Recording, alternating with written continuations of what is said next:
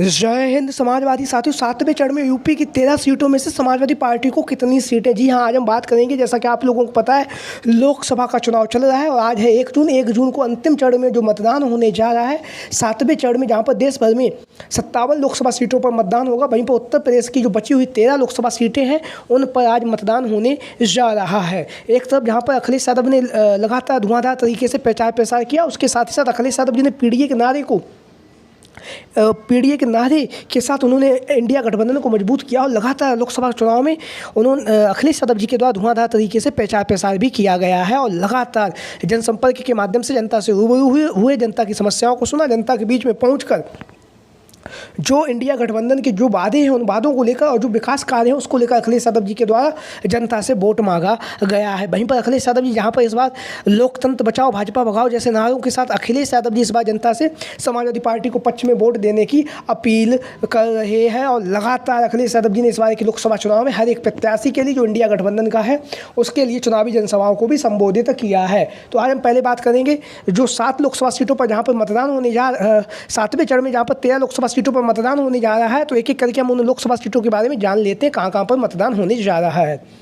गाजीपुर, बलिया, चंदौली, बनारस, देवरिया, बांसगांव, घोसी, सलेमपुर, मिर्जापुर, रावटसगंज, महाराजगंज, गोरखपुर और कुशीनगर। तो ये वो 13 लोकसभा सीटें हैं जहां पर 7वें चरण में मतदान होने वाला है और आज मतदान चल भी रहा है। तो एक एक करके हम इन 13 लोकसभा सीटों के बारे में आज अपनी इस वीडियो में बात करेंगे। तो हम शुरुआत करते हैं घोसी की लोकसभा सीट से राजीव राय इंडिया अलायंस के प्रत्याशी, वहीं पर एनडीए की तरफ से सुहेल देव समाज पार्टी की जो राष्ट्रीय अध्यक्ष ओम प्रकाश राजभर, उनके जो पुत्र हैं अरविंद राजभर चुनावी मैदान में उतरे हुए हैं। जिस तरह से ओम प्रकाश राजभर के पुत्र ने जिस तरह से जो ठाकुर समाज है, छत्तीस समाज उनको गाली वगैरह दी है, उसका कहीं ना कहीं प्रभाव पड़ रहा है और प्रभाव पड़ने के साथ साथ छत्तीस समाज भी नाराज है। तो ऐसी स्थिति में जहाँ पे राजीव राय की मजबूत स्थिति है घोसी की लोकसभा सीट पर, घोसी की लोकसभा सीट से इंडिया अलायंस के राजीव राय जीतने जा रहे हैं हजारों और वोटों से। वहीं हम बात करेंगे गोरखपुर लोकसभा सीट को लेकर। गोरखपुर की लोकसभा सीट जहां से काजल निषाद चुनावी मैदान में उतरी हुई हैं और वहीं पर भारतीय जनता पार्टी की ओर से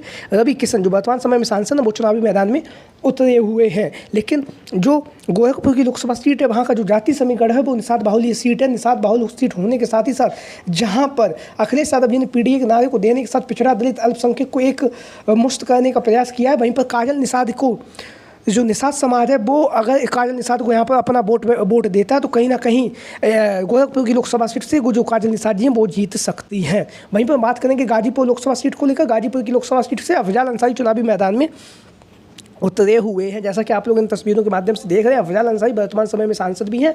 2019 के चुनाव में सपा बसपा के गठबंधन से यह चुनावी मैदान में उतरे थे, लेकिन इस बार समाजवादी पार्टी की तरफ से इन्हें चुनावी मैदान में उतारा गया है। अफजाल अंसारी अब तक 2 बार सांसद रह चुके हैं, तीसरी बार वह चुनाव प्रचार कर रहे हैं। लगातार जो 7वें चरण में जहाँ पर 13 लोकसभा सीटों को मतदान चल रहा है तो गाजीपुर की लोकसभा सीट पर अफजल अंसारी की स्थिति मजबूत नजर आ रही, क्योंकि यहाँ से पिछड़ा दलित और अल्पसंख्यक वोट बैंक को मिला दे तो यहाँ का आधा वोट बैंक हो जाता है। हम बात करेंगे मिर्जापुर लोकसभा सीट से। यहाँ से रमेश चंद जी चुनावी मैदान में उतरे हुए हैं, जैसा कि आप लोग देख रहे हैं। वहीं पर एनडीए की तरफ से जो है अनुप्रिया पटेल चुनावी मैदान में उतरी हुई हैं। लेकिन यहाँ की जो लोकसभा सीट है यहाँ पर कहीं ना कहीं इस बार जो मिर्जापुर की लोकसभा सीट है वहाँ पर रमेश चंद जी हैं, उनकी स्थिति मजबूत नज़र आ रही। हालांकि यहाँ से कांटे की टक्कर होने की संभावनाएं बताई जा रही, क्यों पटेल बाहुल सीट है। यहाँ से अनुप्रिया पटेल वर्तमान समय में सांसद भी है। तो ऐसी स्थिति में मिर्जापुर की लोकसभा सीट पर कांटे की टक्कर होती हुई नज़र आ रही है। इसके साथ ही साथ अब हम बात करेंगे,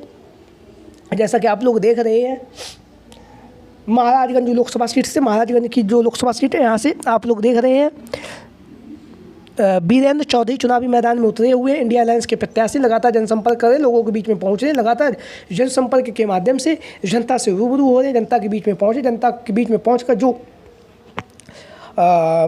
अखिलेश यादव जी और इंडिया अलायंस के राहुल गांधी जी ने जिस तरह से विकास कार्यों को लेकर मुद्दा बनाया, उसको लेकर लगातार जनसंपर्क किया है और लगातार लोगों के बीच में पहुंचे हैं। वीरेंद्र चौधरी जी महाराजगंज की जो लोकसभा सीट है यहाँ से कहीं ना कहीं इस बार कांटे की टक्कर होती हुई नज़र आ रही है महाराजगंज लोकसभा सीट पर। अब हम बात करेंगे, जैसा कि आप लोग देख रहे हैं, बांसगांव लोकसभा सीट से बांसगांव की लोकसभा सीट से सदल मिश्र चुनावी मैदान में उतरे हुए हैं। जातीय समीकरण को उकसाते हुए अखिलेश यादव जी और इंडिया अलायंस की तरफ से कांग्रेस के ये प्रत्याशी सदल मिश्र जी और बांसगांव की लोकसभा सीट से इस बार जो है कहीं ना कहीं यहाँ पर कांटे की टक्कर होती हुई नजर आ रही है। बांसगांव की जो लोकसभा सीट है वहाँ से सदल मिश्र भारतीय जनता पार्टी के जो प्रत्याशी उन्हें कांटे की टक्कर देते हुए नजर आ रहे हैं बांसगांव की लोकसभा सीट पर, जैसा कि आप लोग इन तस्वीरों के माध्यम से देख भी रहे हैं। इसके साथ ही साथ हम बात करेंगे देवरिया लोकसभा सीट से अखिलेश प्रताप सिंह चुनावी मैदान में उतरे हुए इंडिया अलायंस के प्रत्याशी हैं। लगातार अखिलेश यादव जी के द्वारा चुनावी जनसभाओं को संबोधित किया गया और वहीं पर इस बार अखिलेश प्रताप सिंह जी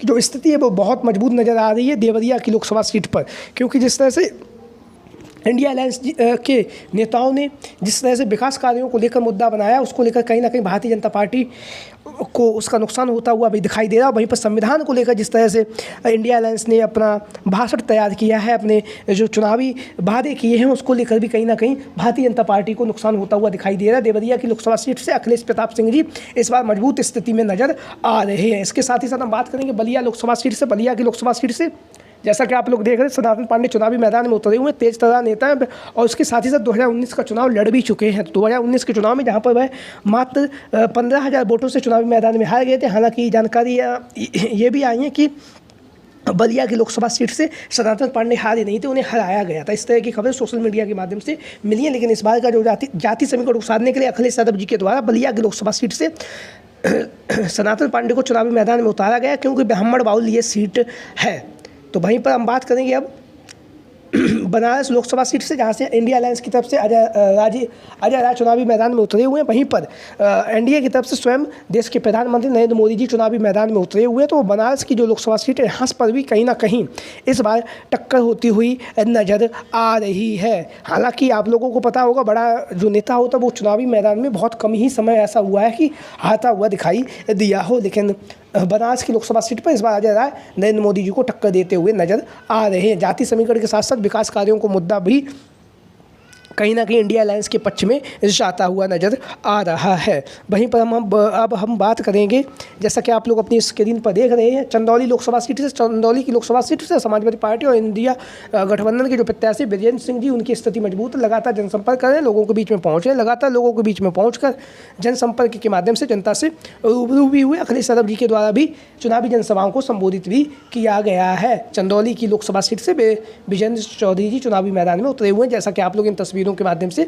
देख भी रहे हैं। तो लगातार अखिलेश यादव जी के द्वारा इंडिया अलायंस के नेताओं के द्वारा लगातार चुनाव प्रचार किया गया। हालांकि चुनाव प्रचार का जो समय है वो अब खत्म हो चुका है और अब आज अंतिम चरण में देश भर में 57 लोकसभा सीटों पर मतदान हो रहा है। उत्तर प्रदेश में 13 लोकसभा सीटों पर आज मतदान हो रहा है। उसके बाद 4 जून को अब जो रिजल्ट है, परिणाम है, वो आने वाला है। उसके साथ साथ हम बात करेंगे कुशीनगर लोकसभा सीट से पिंटू सेंधावर की जो स्थिति है वो मजबूत नजर आ रही है। वहीं पर बात करेंगे रॉबर्ट्सगंज की लोकसभा सीट से छोटेलाल खरवार चुनावी मैदान में उतरे। खरवार बाहुल ये सीट है, तो कहीं ना कहीं जो रॉबर्ट्सगंज लोकसभा सीट है वहाँ से छोटेलाल खरवार की स्थिति मजबूत नजर आ रही है, क्योंकि पूर्व में यह यहाँ से सांसद भी रह चुके हैं। तो आप लोगों की क्या राय है? 13 लोकसभा सीटों में से इंडिया अलायंस कितनी सीटें जीतने जा रहा है? इसके साथ ही साथ देश भर में इंडिया अलायंस इस बार कितनी सीटें जीतने जा रहा है? आप लोगों की जो भी राय हो सभी साथी कमेंट बॉक्स के माध्यम से अपनी राय जरूर दें। आज की वीडियो में इतना ही। जय हिंद, जय भारत, जय समाजवाद, जय अखिलेश मिशन 2024। वीडियो को अंत तक देखने के लिए आप सभी का बहुत बहुत धन्यवाद एवं आभार।